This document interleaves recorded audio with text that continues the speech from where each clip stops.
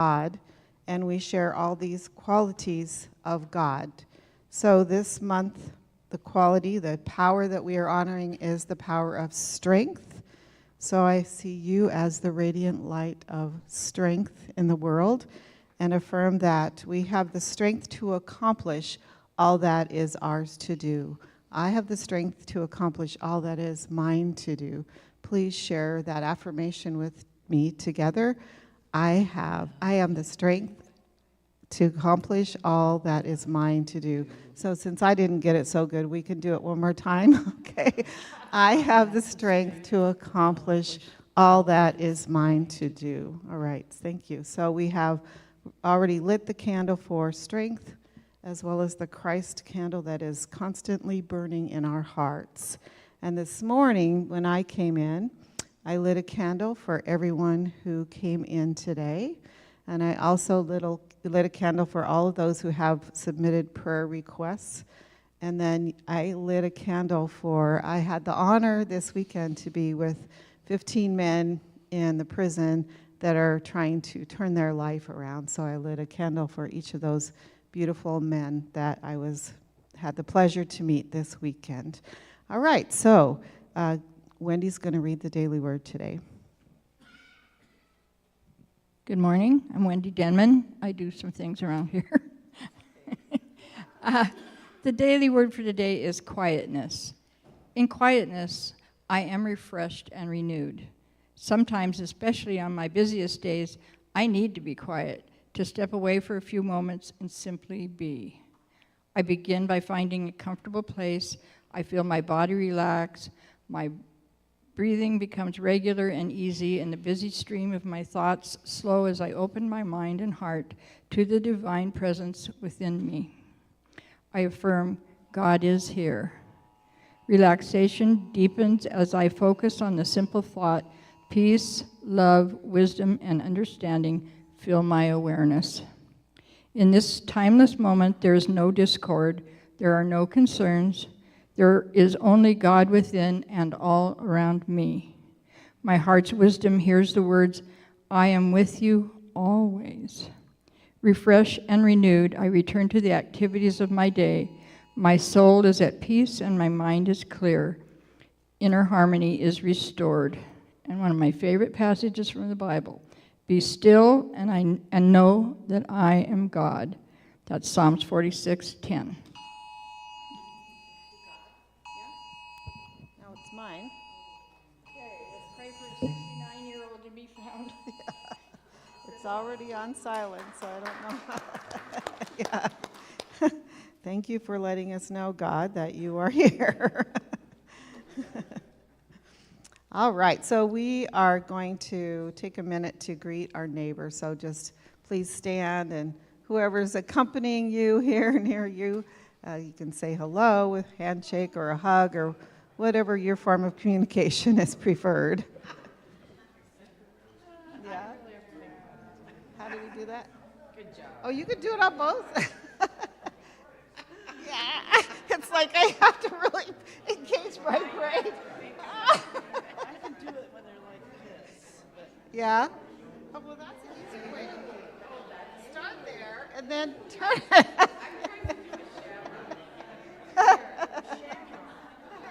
Yeah, do an Irish blessing.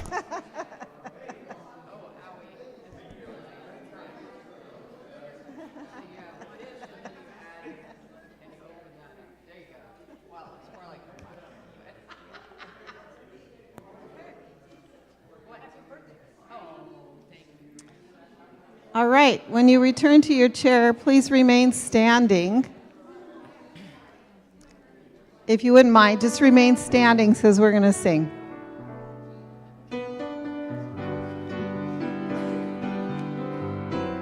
oh, I think I made the same mistake last week.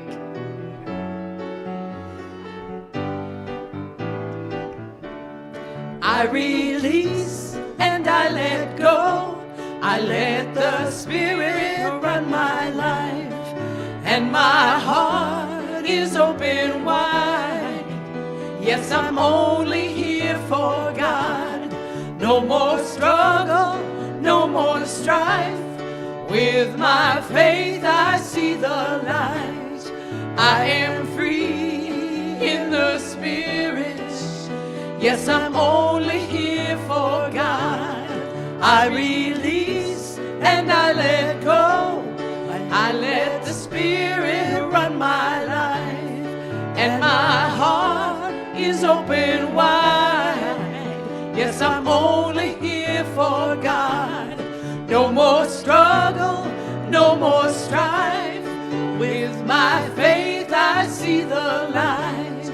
I am free in the Spirit. Yes, I'm only here for God. I release and I let go. I let the Spirit run my life. And my heart is open wide.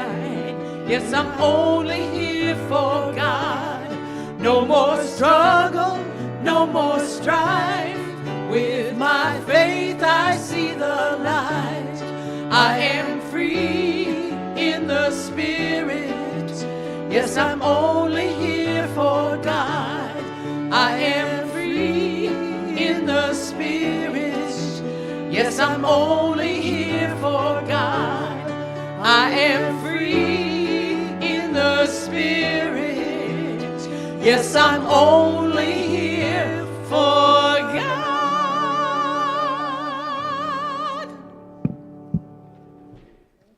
All right. All right. Thank you. So it is my honor to introduce to you our guest speaker today, Gloria Lybecker. I was thinking about saying that she's has a lot of empathy, but I would say more clearly she is an empath.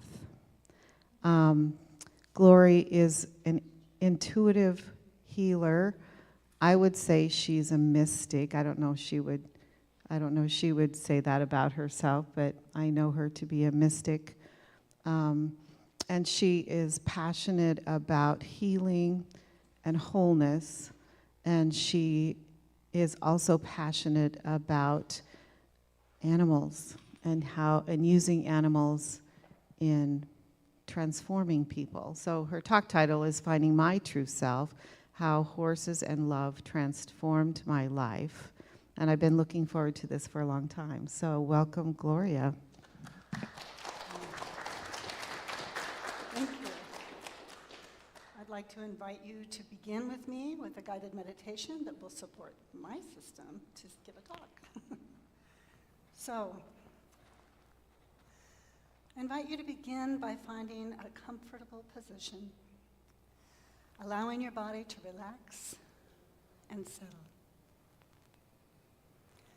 Take a deep breath in, and as you exhale, let go of any tension or distractions.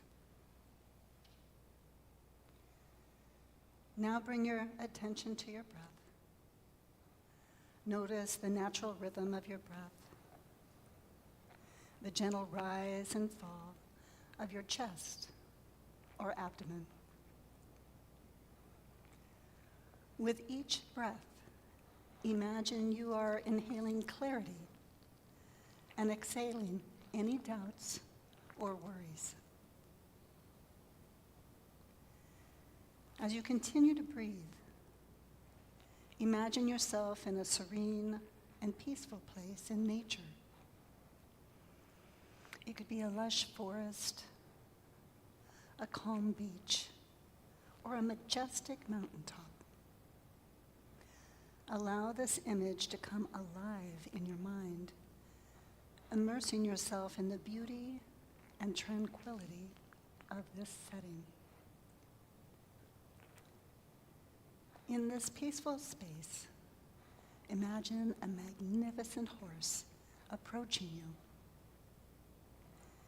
This horse symbolizes your inner wisdom and intuition. Take a moment to observe its presence, its grace, and its strength. Connect with the energy of the horse. feeling a deep sense of trust and safety in its presence. Now imagine reaching out and gently touching the horse, feeling the warmth and softness of its coat. As you touch the horse, feel a transfer of wisdom and guidance from the horse to you. Allow yourself to receive this wisdom, feeling it flow into your body and mind. Take a few moments to ask the horse a question or seek guidance on a particular aspect of your life. It could be a question about a decision you need to make, a challenge you're facing, or simply a desire for deeper insight. Trust that the horse, as the embodiment of your inner wisdom, will offer guidance in a way that is meaningful and supportive. Now allow yourself to listen and receive the response from the horse. It may come in the form of a feeling, a word, an image, or a sense of knowing. Be open to whatever arises without judgment or expectation. So let's take a moment to prepare ourselves for a period of stillness. Imagine you're standing beside the horse, feeling the gentle energy that surrounds you. Allow yourself to fully embrace this connection. And with each breath, sense the wisdom and tranquility being offered to you. The horse, with his graceful presence, brings a deep sense of grounding and insight.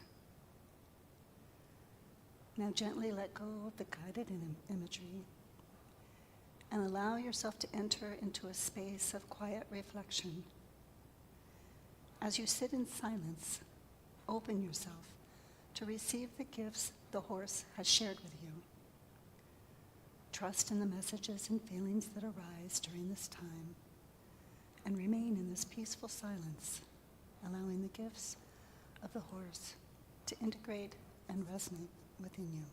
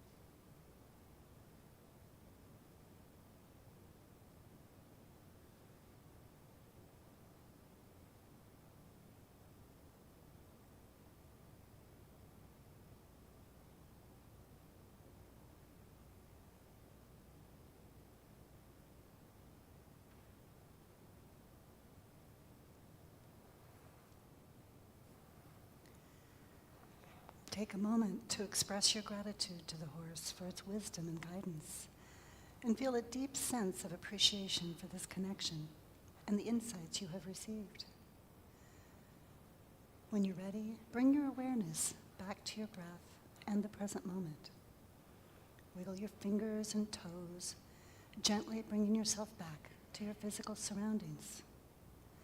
Carry the wisdom and guidance you received from the horse with you as you continue your day, knowing that your inner wisdom is always available to guide you. Take a final deep breath, and as you exhale, gently open your eyes, feeling refreshed, empowered, and connected to your inner wisdom.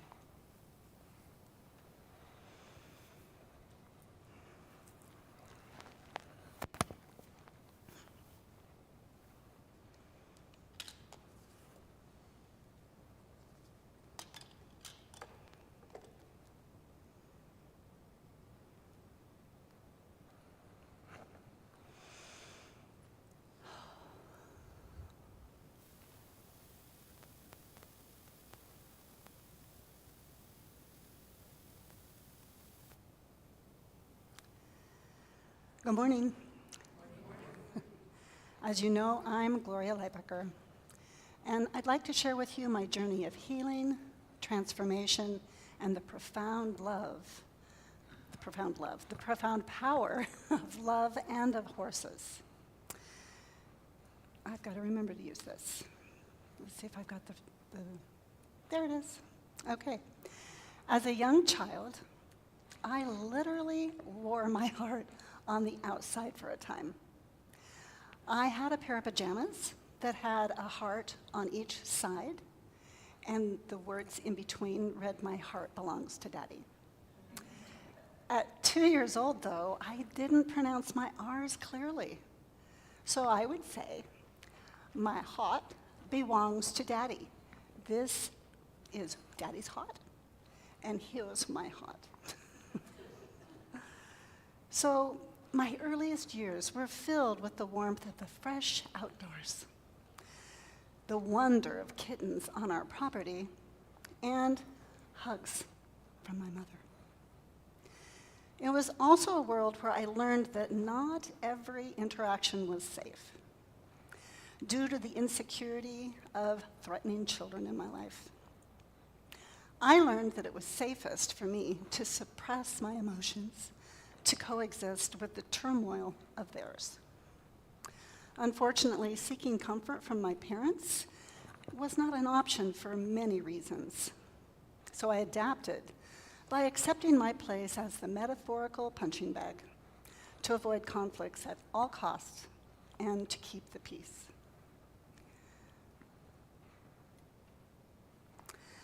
One of my brightest memories came when my grandpa's cousin Bill, he came to our home with a horse.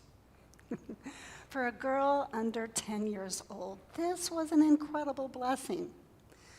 Bill would give us turns riding behind him while he trained her. And I really loved that.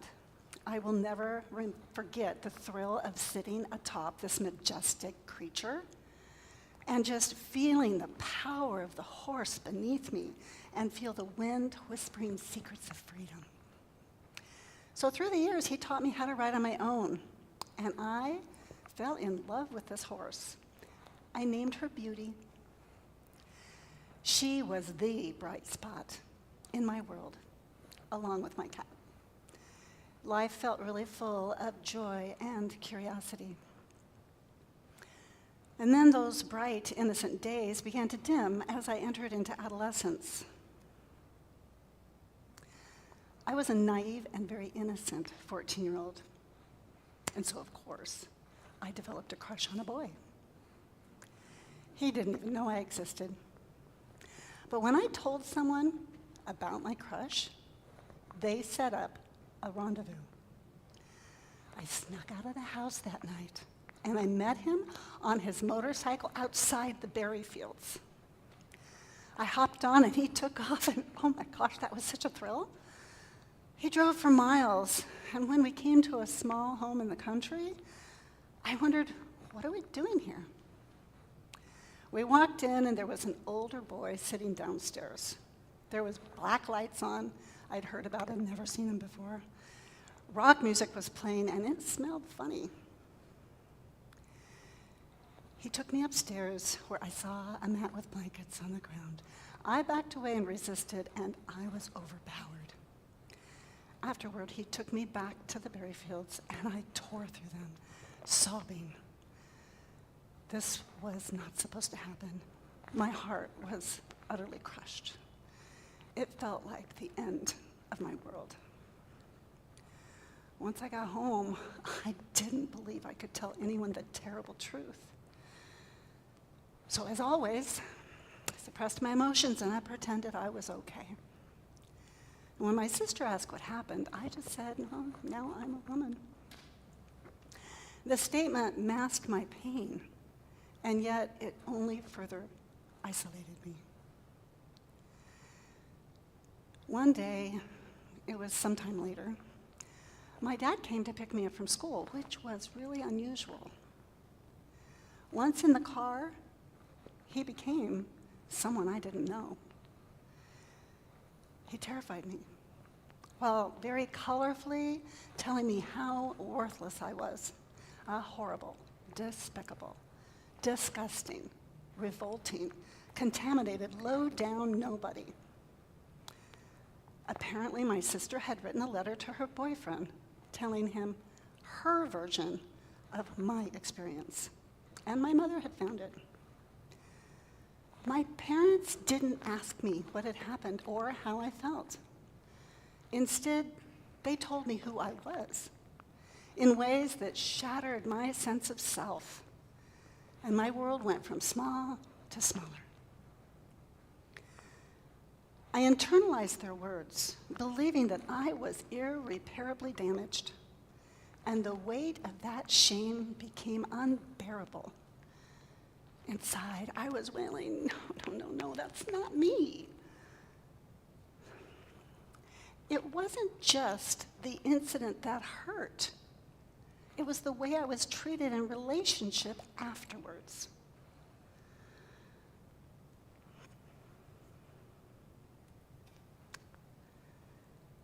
Well, my horse Beauty became my best friend and my sole comfort. I would get up early and I would go out for a ride with her before school. And on the weekends, I'd pack food and we'd be gone almost all day long. I could be myself with her.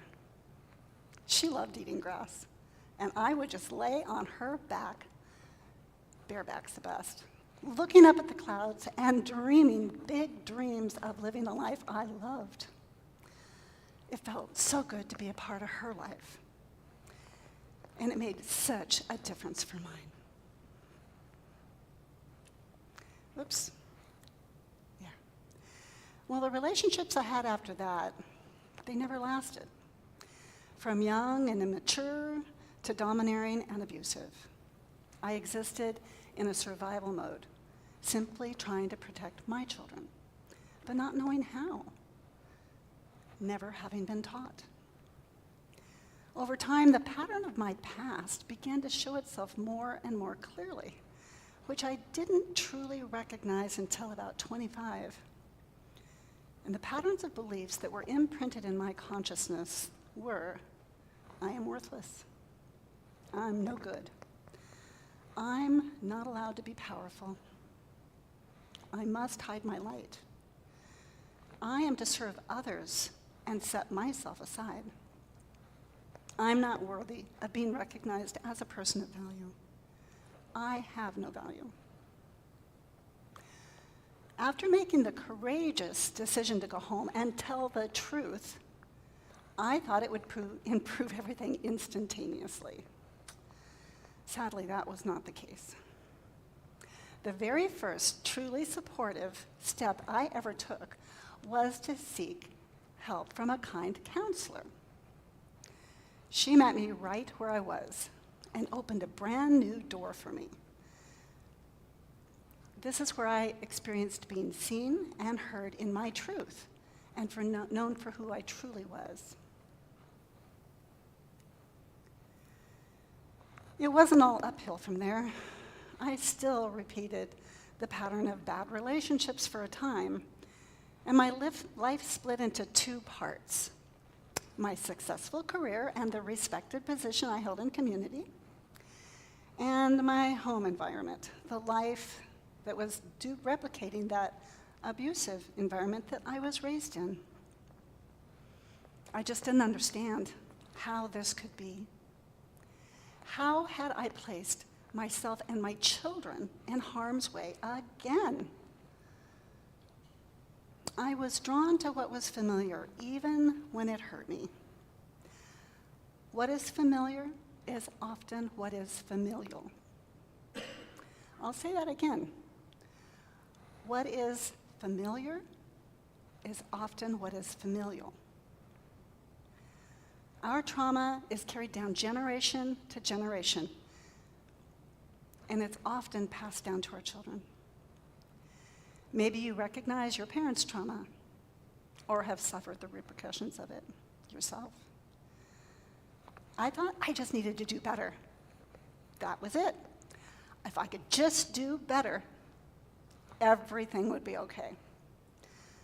I wanted to give my kids what I hadn't had: emotional support and unconditional love. And yet the weight of my unresolved pain, it often left me feeling disconnected, guilty, and lost.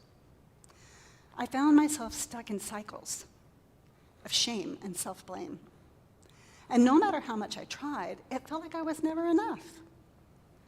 After my oldest son ran away from home, it was the wake-up call I didn't want, and I desperately needed it. I knew something had to change. So the second supportive step that I took came in the relationship I chose to begin rebuilding with God. I took my 2 young daughters and I began attending Bible study fellowship. And I quickly became the teacher of 20 little 4- and 5-year-olds. I mastered the art of storytelling with those children. And it brought God to life for me in a completely different way. After learning how to connect with the Spirit within, I developed a brand new relationship with life. I no longer needed to rely on external circumstances to support my life because I found peace and presence inside myself. And this truly set me free from my unhealthy relationship attachments. And I was able to file for a divorce. And the third and most pivotal supportive step in my journey was the moment I met my mentor, Sheila. Her compassion and her gentle guidance, it created a sacred space where I could finally begin to unpack the truth of my pain and accept all of my experiences. She met me where I was, without judgment or pressure, and gave me permission to heal at my own pace. Vulnerability wasn't something that I was comfortable with, but her empathy and patience helped me to feel safe enough to let those walls come down brick by brick. She didn't try to rush me or fix me.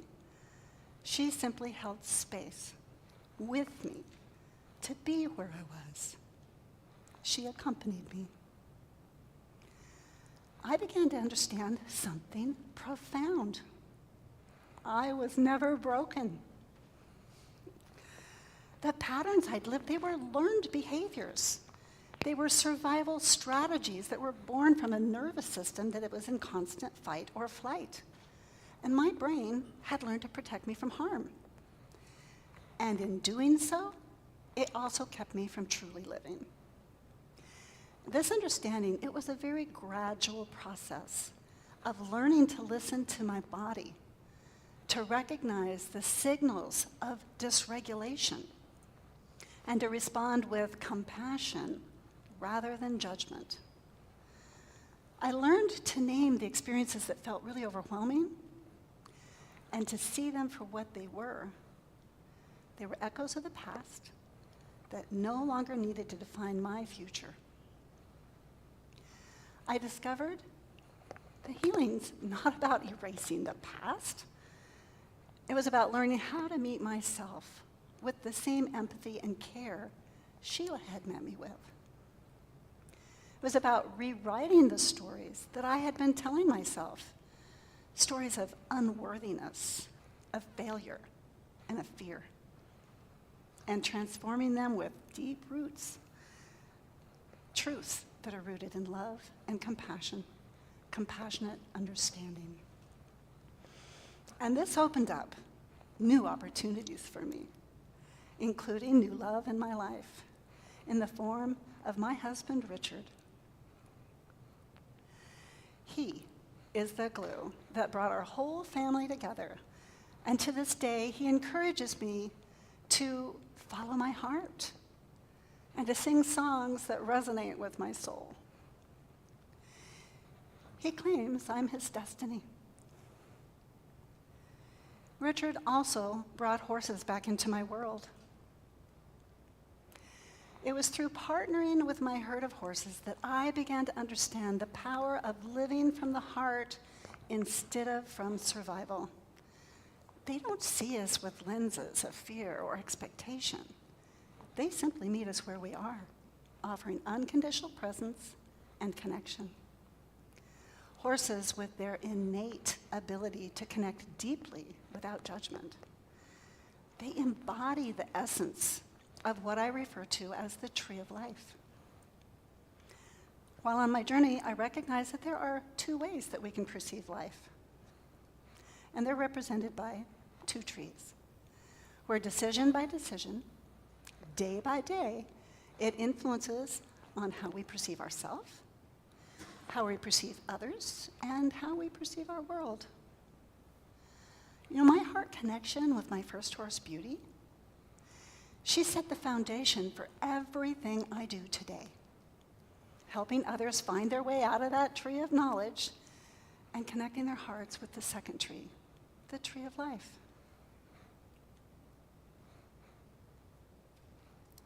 See if I can do this. There we go. So the tree of knowledge is where we're all born into. We think we know everything, or that we're supposed to know everything. It's fear-based, and we believe that there's a right and wrong, or good and bad. And this is where all of the imprinted patterns reside. And they were passed down from generation to generation, and we all experience them.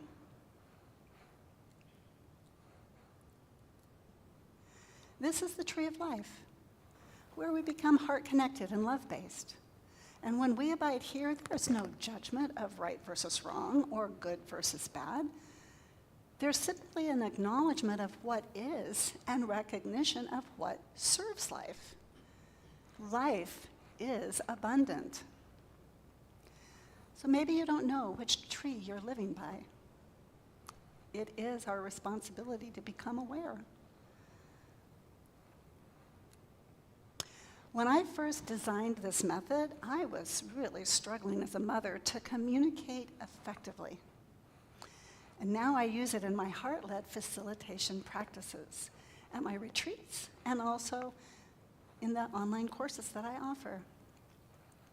These days, I study energy medicine, energy psychology, nonviolent communication, frequency healing, and interpersonal neurobiology, learning how bodies grow and develop and diving into so much about life that had been hidden from me due to the unconscious patterns that I had been running. I'm so grateful to be a transformation facilitator, working with those who are ready to let go and dissolve the patterns that keep them stuck. I've walked the path of self-doubt, toxic relationships, and burnout, and I've come out the other side. My story isn't unique. It's universal. And here's what I want you to know. Healing is possible. You don't have to stay trapped in those cycles. You don't have to wait for someone else to save you. You have the power to rewrite your story just as I did. This journey isn't about reclaiming someone different. You're reclaiming who you've always been. And you're reconnecting with your own true nature to create a life that you love, to be authentic, joyful, and free. It's true. Our beliefs create our reality, which simply reinforces the beliefs. And when you find the courage to choose to take action in service of what you love, you apply what you learn, you experience some success, and you feel encouraged to continue to learn. My purpose is to be a master creator, creating a life I love. And this work, it's not easy, and it's totally worth it. You don't have to do this alone. You are not your past. You are the author of your next chapter.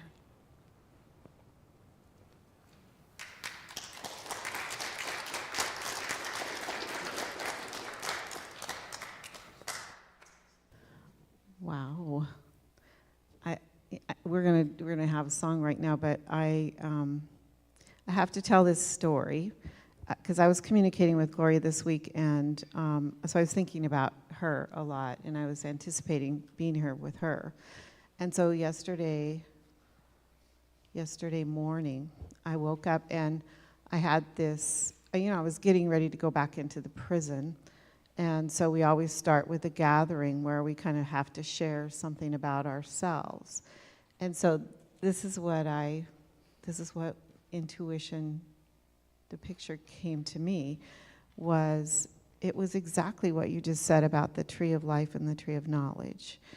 But it was in different words. But anyway, so my inspiration yesterday, I had the guys start in silence. And we were standing on a line. I mean, this is like a vision that came to me, but it's related to some of the other things we had done the previous day.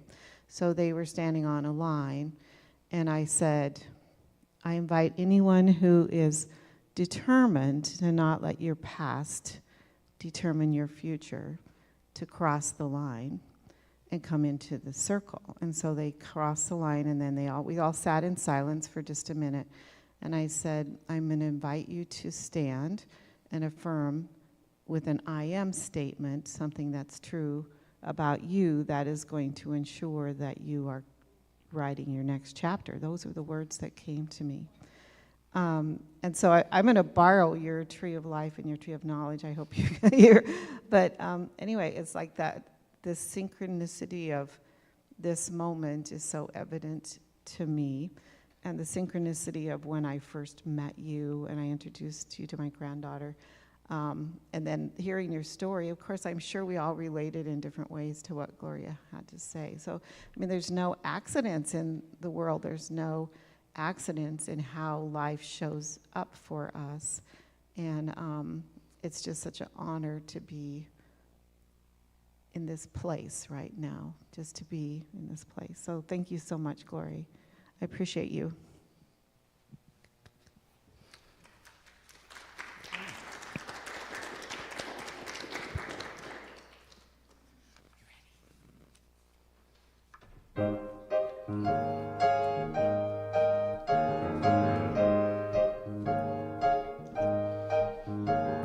Singing to the world, it's time we let the Spirit come in. Let it come on in. I'm singing to the world.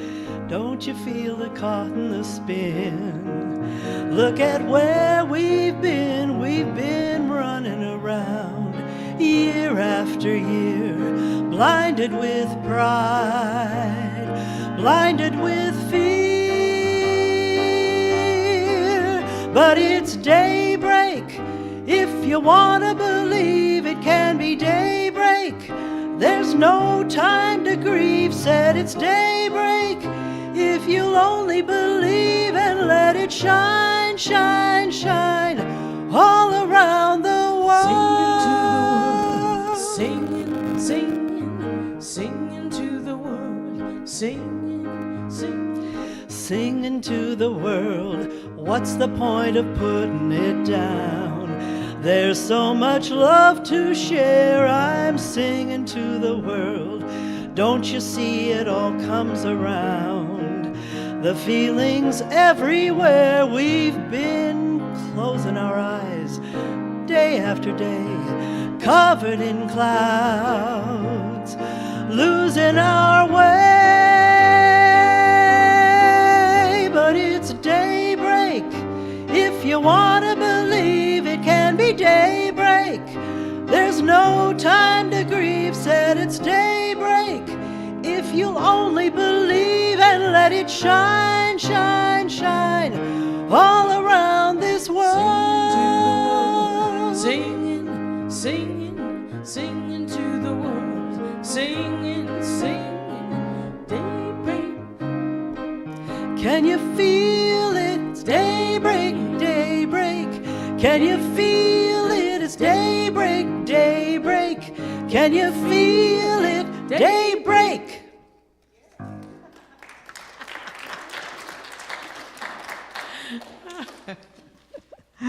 Oh, Barry Manilow, what a blast Yeah, from the get it, past. Barry. I heard that song in a whole new way today. Thank you so much. It's lovely. We could do that as a group sing sometime, right? Yeah, we could actually. All right, so this is a time in our service when we share our gifts with this ministry because we believe that giving with intention creates an energetic flow through our hearts and our mind, creating more abundance for both the giver and for the recipient. All right, thank you for your gifts.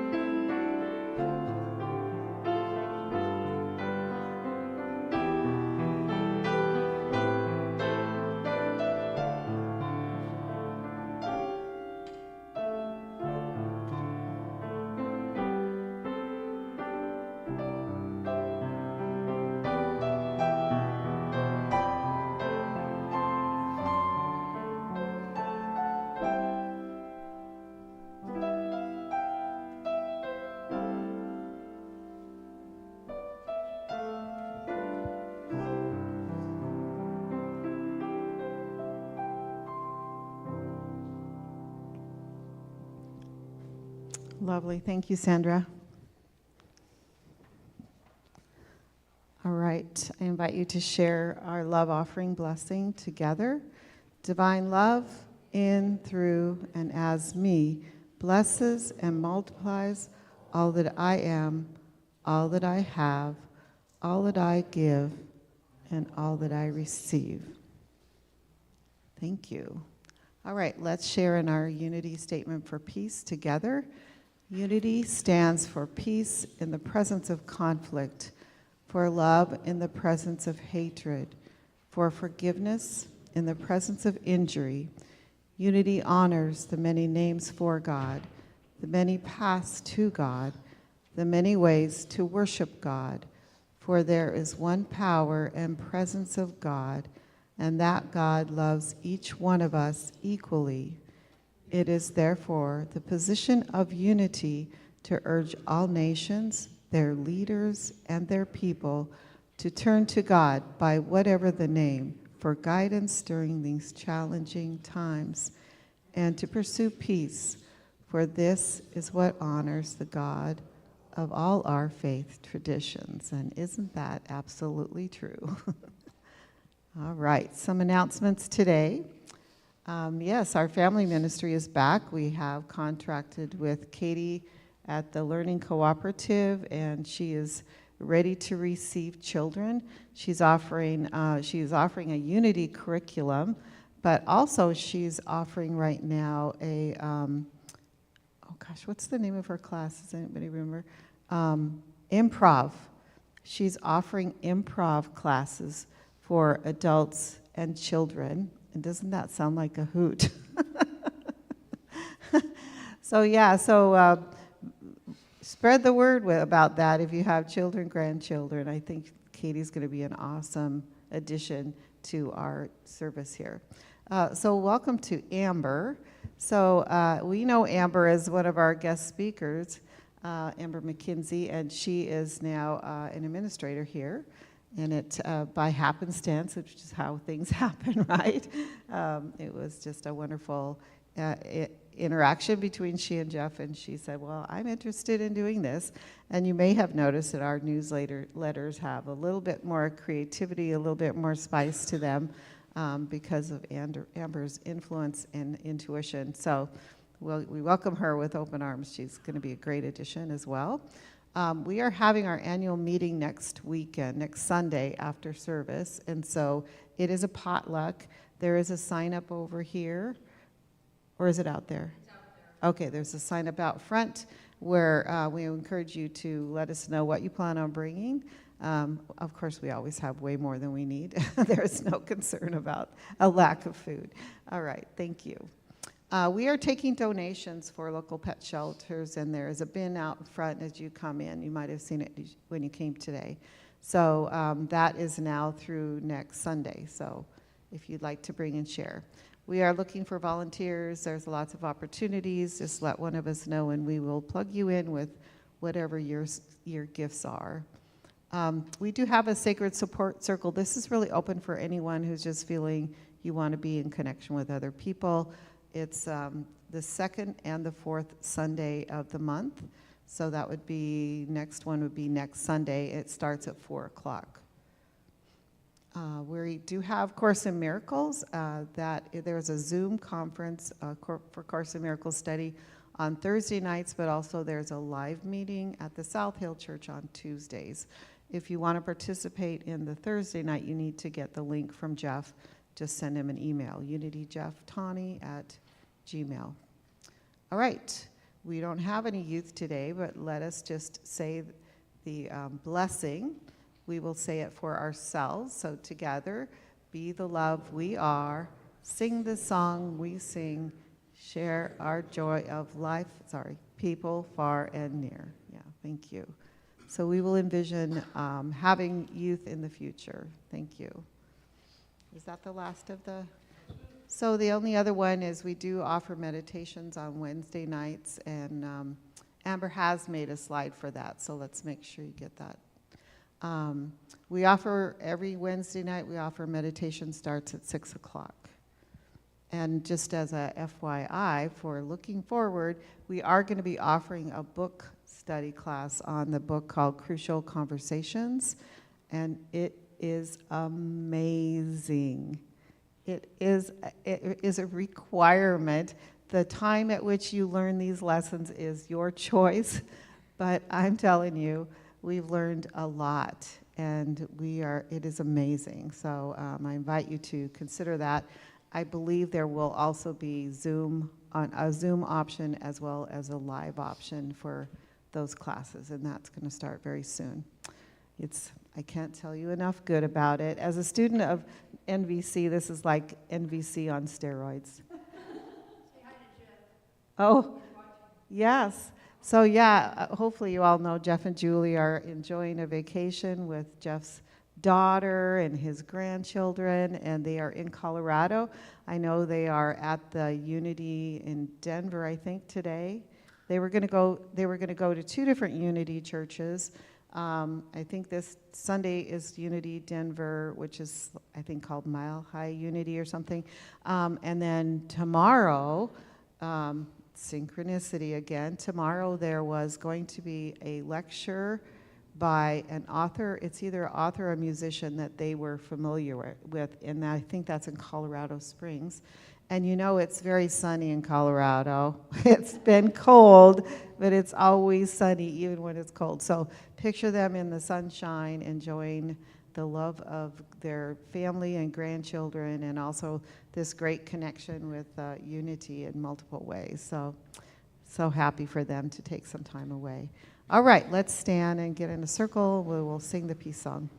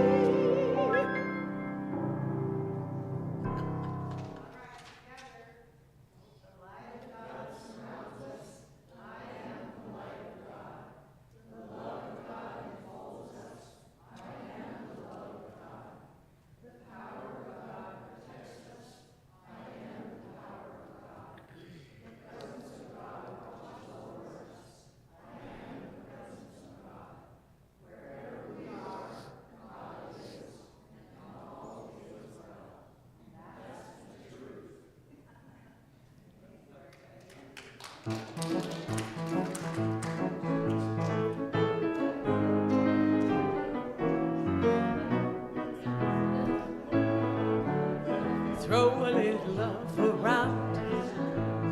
Watch what happens wherever you go. Throw a little love around. You'll see changes fast and slow. Throw a little love around. Happiness will follow you. You'll see happy folks set free. Love will grow in you and me. Joy, fun, and peace abound. Just throw a little love around. Oh, hey there, you. I'm talking to you. Where do you think that you're going? Why, it's love